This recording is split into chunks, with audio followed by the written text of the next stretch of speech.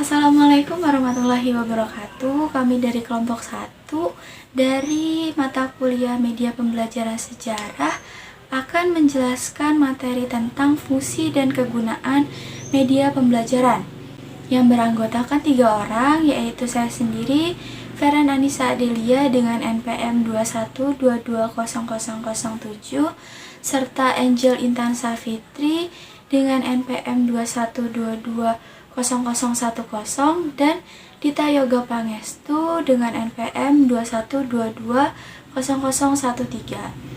Video ini dibuat untuk memenuhi tugas mata kuliah media pembelajaran sejarah di semester 2 ini dengan dosen pengampu Ibu Dr. Randa Elis Setiawati MPD dan Bapak Dr. Johan Setiawan MPD. Berikut ini adalah subjudul yang akan kami jelaskan. Saya sendiri akan menjelaskan tentang pengertian media dan media sebagai bagian dari strategi pembelajaran. Selanjutnya, Angel akan menjelaskan landasan teori penggunaan media dalam pembelajaran serta pengertian ciri fungsi dan kegunaan media pembelajaran. Dan Dita Yoga akan menjelaskan tentang jenis dan pengelompokan media pembelajaran. Berikut penjelasannya. Apa itu media? Media adalah sarana atau alat yang digunakan untuk menyampaikan pesan dari pengirim kepada penerima pesan dengan tujuan meningkatkan pemahaman penerima pesan. Dalam proses pendidikan, media berfungsi sebagai perantara atau pengantar antara sumber pesan, yaitu guru, dan penerima pesan, yaitu peserta didik. Dalam konteks pendidikan, media merupakan alat penting yang menentukan keberhasilan proses belajar mengajar karena secara langsung dapat memberikan dinamika tersendiri terhadap peserta didik. Berikut beberapa pendapat dari ahli. Yang pertama, menurut National Education Association atau NEA, media merupakan sebuah perangkat yang dapat dimanipulasikan, didengar, dilihat, dan dibaca, yang digunakan dalam kegiatan belajar mengajar, serta dapat memengaruhi efektivitas program instruksional. Yang kedua, menurut Gagne dan Briggs, media pembelajaran adalah alat untuk mengkomunikasikan isi materi pembelajaran dengan cara yang mendorong atau merangsang siswa untuk berpartisipasi dalam mengikuti proses pembelajaran. Yang ketiga, menurut Daryanto, media pembelajaran adalah segala sesuatu di lingkungan sekitar yang dapat digunakan untuk menyalurkan pesan dalam pembelajaran sehingga dapat memicu perhatian, minat, pikiran, dan perasaan siswa pada kegiatan belajar untuk mencapai tujuan. Dan yang terakhir, menurut Heinich, media merupakan alat saluran komunikasi. Heinich mencontohkan media seperti film, televisi, diagram, bahan cetak, dan komputer. Selanjutnya, media sebagai bagian dari strategi pembelajaran. Strategi pembelajaran juga dapat diartikan sebagai pola kegiatan pembelajaran yang dipilih dan digunakan guru secara kontekstual sesuai dengan karakteristik siswa, kondisi sekolah, lingkungan sekitar, serta tujuan khusus pembelajaran yang dirumuskan. Mengapa media pembelajaran sangat penting sebagai salah satu strategi dalam proses belajar mengajar? Karena media pembelajaran sebagai salah satu sumber belajar akan membantu guru memperkaya wawasan siswa.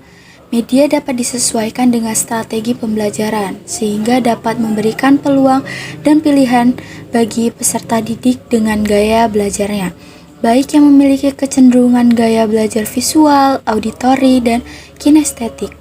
Pembelajaran menjadi lebih beragam dan tidak monoton. Pembelajaran yang monoton membuat peserta didik lebih cepat bosan, sehingga diperlukan media yang inovatif untuk menyesuaikan dengan karakteristik mata pelajaran dan karakteristik siswa. Di masa lalu, dalam proses belajar mengajar, guru merupakan satu-satunya sumber belajar. Kegiatan pendidikan cenderung masih tradisional, yaitu berpusat kepada guru. Kemudian, dengan semakin pesatnya perkembangan teknologi di era pendidikan yang dipengaruhi oleh revolusi industri 4.0 yang mencirikan pemanfaatan teknologi digital dalam proses pembelajaran, dikenal dengan sistem cyber atau cyber system, dan mampu membuat proses pembelajaran berlangsung secara kontinu tanpa batas ruang dan batas waktu. Apabila pembelajaran sebelumnya berpusat pada guru, saat ini pembelajaran beralih pusat pada siswa. Untuk selanjutnya itu ada landasan teori penggunaan media dalam pembelajaran. Nah, agar hubungan belajar mengajar itu dapat mencapai tujuan yang diharapkan, itu perlu menggunakan media yang tepat. Ketepatan tergantung pada tujuan pembelajaran, isi pembelajaran, dan karakteristik pelajar yang terlibat dalam kegiatan pembelajaran. Ada beberapa tinjauan tentang landasan teori penggunaan media pembelajaran, yaitu yang pertama itu ada landasan filosofis. Nah, menurut Daryanto, landasan filosofis itu dengan digunakannya berbagai jenis media hasil teknologi baru dalam kelas itu akan berakibat proses pembelajaran yang kurang manusiawi. Dengan kata lain, siswa dihargai harkat kemanusiaannya, diberi kebebasan untuk menentukan pilihan, baik cara maupun alat belajar sesuai dengan kemampuannya. Jadi, penerapan teknologi tidak berarti dehumanisasi. Yang kedua itu ada landasan psikologis. Belajar adalah proses yang kompleks dan unik. Kompleks karena kegiatan belajar mensertakan segala aspek kepribadian, jasmani, dan rohani. Unik itu artinya setiap orang mempunyai cara belajar yang berbeda satu dengan yang lainnya yang disebabkan karena adanya individual seperti minat, bakat, kemampuan, kecerdasan, serta tipe belajar auditif, visual, atau motorik. Nah, persepsi adalah mengenai sesuatu melalui alat indera. Orang akan memperoleh pengertian, pemahaman tentang dunia luar dengan jelas jika ia mengalami proses persepsi yang jelas juga. Oleh sebab itu, faktor-faktor yang mempengaruhi terhadap penjelasan persepsi hendaknya diupayakan secara optimal agar proses pembelajaran dapat berjalan dengan efektif. Terus selanjutnya itu ada landasan teknologis. Para ahli teknologi di bidang pembelajaran mengembangkan berbagai sumber belajar untuk memenuhi kebutuhan setiap siswa sesuai dengan karakteristiknya. Dengan demikian, proses belajar setiap siswa akan amat dimudahkan dengan hadirnya media pembelajaran yang sesuai dengan karakteristik belajarnya. Terus yang selanjutnya itu ada landasan empiris. Berbagai temuan penelitian menunjukkan bahwa ada interaksi antara penggunaan media pembelajaran dan karakteristik belajar siswa dalam menentukan hasil belajar siswa. Siswa yang memiliki gaya belajar visual itu akan lebih mendapatkan keuntungan dari menggunakan media alat visual, seperti film, video, gambar, atau diagram. Sedangkan siswa yang memiliki gaya belajar auditif itu lebih mendapatkan keuntungan dari penggunaan media pembelajaran auditif, seperti rekaman suara, radio, atau ceramah dari guru atau pengajar akan lebih tepat dan menguntungkan siswa dari kedua tipe belajar tersebut jika menggunakan media audiovisual. Terus yang materi selanjutnya itu ada pengertian ciri, fungsi, dan kegunaan media pembelajaran. Nah, cirinya itu ada yang pertama ciri fiksatif, itu artinya media memiliki kemampuan untuk menangkap, menyimpan, dan kemudian menampilkan kembali suatu objek atau kejadian. Selanjutnya itu ada ciri manipulatif, artinya menampilkan kembali objek atau kejadian dengan berbagai macam perubahan manipulasi sesuai keperluan, dengan cara mengubah ukuran, warna, benda yang kecil menjadi besar ataupun sebaliknya. Terus yang selanjutnya itu ada ciri distributif, artinya bahwa dengan menggunakan media dapat menjangkau sasaran yang lebih luas atau mampu menjangkau peserta yang lebih banyak dalam satu kali penyampaian secara bersamaan. Lalu ada fungsi media pelajaran, khususnya itu media visual. Yang pertama itu ada fungsi atensi, yaitu untuk menarik dan mengarahkan perhatian siswa untuk fokus kepada isi pelajaran yang berkaitan dengan makna visual yang ditampilkan atau menyertai teks materi pelajaran. Fungsi afektif media visual dapat terlihat dari tingkat kenikmatan siswa ketika belajar atau membaca teks yang bergambar. Gambar atau lambang visual dapat menggugah emosi dan sikap siswa. Terus selanjutnya itu ada fungsi kognitif. Media visual dapat terlihat dari temuan-temuan penelitian yang mengungkapkan bahwa lambang visual atau gambar memperlancar pencapaian tujuan untuk memahami dan mengingat informasi atau pesan yang terkandung dalam gambar tersebut.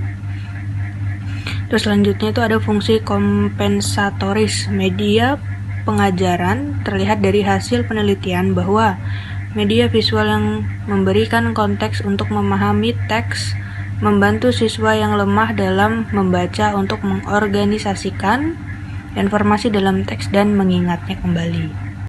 Selanjutnya kita masuk ke poin E, yaitu jenis-jenis dan pengelompokan media pembelajaran.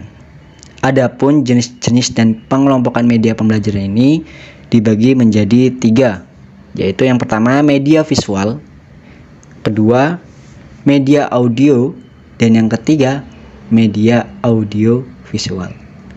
Baik, yang pertama kita bahas yaitu media visual. Media visual adalah suatu alat atau sumber belajar yang di dalamnya berisikan pesan atau materi yang akan disajikan secara menarik dan kreatif, yang tujuannya agar peserta didik atau penerima materi menerima materi tersebut menggunakan indera penglihatannya. Dan adapun macam-macam media visual yaitu pertama gambar, foto, sketsa, diagram ataupun grafik, poster, dan ataupun yang lainnya. Yang kedua ada media audio.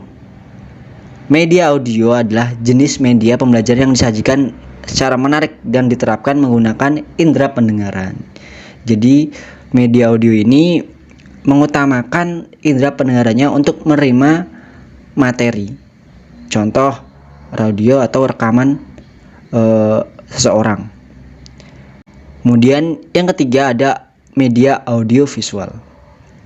Media audiovisual jenis media pembelajaran yang menggunakan indera pendengaran dan penglihatan sekaligus dengan media berupa suara dan gambar. Media audiovisual dibagi menjadi 2, yaitu media audiovisual murni yang hanya berasal dari suatu sumber dan media audiovisual tidak murni yang sumbernya berbeda. Adapun macam-macam media audiovisual yaitu pertama televisi, kedua video, film, dan ataupun yang lainnya. Kesimpulannya adalah media merupakan suatu alat penting yang menentukan keberhasilan dari proses belajar mengajar, karena secara langsung dapat memberikan dinamika tersendiri terhadap peserta didik. Jadi media ini sangat penting bagi keberhasilan suatu belajar mengajar. Persentase keberhasilannya juga tergantung pada media pembelajaran tersebut. Dan media sebagai alat atau sejenisnya yang dapat dimanfaatkan sebagai penyampai pesan dalam kegiatan pembelajaran. Dan media ini sebagai alat bantu agar mempermudah pengajar untuk menyampaikan atau menyajikan suatu materi terhadap peserta didik atau penerima materi lebih mudah. Sekian itu tadi. Itu dia penjelasan dari kelompok kami. Apabila ada kesalahan kata atau kekurangan dalam menyampaikan materi, kami mohon maaf. Dan terima kasih telah menonton video ini, semoga bermanfaat. Saya akhiri, wassalamualaikum warahmatullahi wabarakatuh.